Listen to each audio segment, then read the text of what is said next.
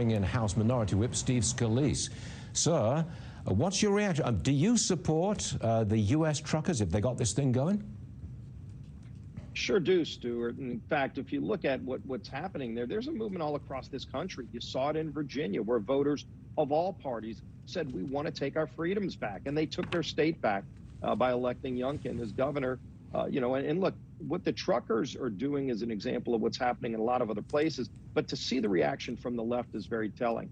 How they were okay with embracing people who were burning down cities and setting up sites to go fund people who were being arrested for violence in the streets over the summer a year and a half ago. But then you got truckers just expressing freedom, and then GoFundMe tries to go and deceive people by taking the money and trying to send it somewhere else. It seems to me, forgive me for using the European expression, the class, but there seems to be a class distinction in what's going on now with these rules and regulations. The elites make the rules and break them. Working people, like truckers, who have to live with these mandates, are protesting against them. I mean, there's a class divide in America at the moment, which I'm surprised to see.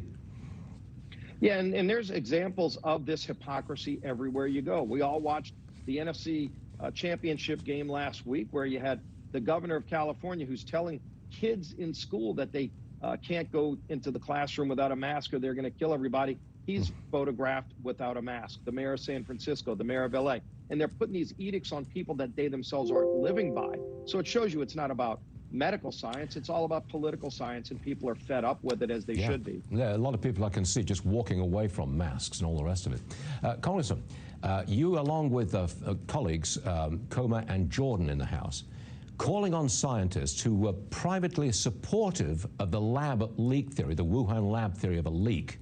You want them to stand up in Congress under oath? What would the scientists tell you? What we found out, and we uncovered this by trying to get some more facts about the origins of COVID. Jamie Comer with the Oversight Committee, Jim Jordan with the Judiciary Committee, and myself have all been trying to get answers on the origin of COVID. And they recently uncovered some emails that showed that some of Dr. Fauci's top advisors were actually emailing him, telling him they thought that COVID might have originated in the Wuhan lab, which, by the way, many other scientists have said probably did happen. Pelosi, for whatever reason, won't even hold a hearing on this. And so as we were uncovering this, there was an email from Dr. Fauci that basically said, stop emailing, let's do a phone call. They did the phone call. We don't know what was said on that call because we don't have any records of it. And then within days, all of those scientists changed their tune and started calling it a conspiracy theory and things like that to suggest it might have started in the lab in Wuhan. And so it begs the question, what happened on that phone call that changed these scientists' opinions that maybe it did in fact start in the lab after that phone conversation that we were not privy to? I think they ought to come and testify and tell us what happened. We heard some of them got millions of dollars in federal grants after they changed their tune. That's alarming, by the way. If it's true, we want to find that out. We want to get the facts out. Speaker Pelosi will not allow hearings into this? No, we've been calling for over a year for hearings on the origin of COVID, both in the committee that I'm on, in the committee Jim Jordan is the lead Republican on, and the committee Comer's on.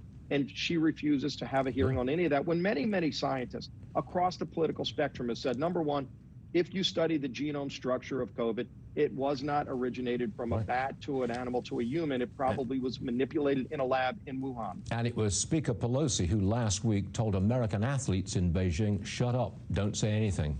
That's not great. Why are they covering for China? We want to find out these facts, and we're going to get them one way or another.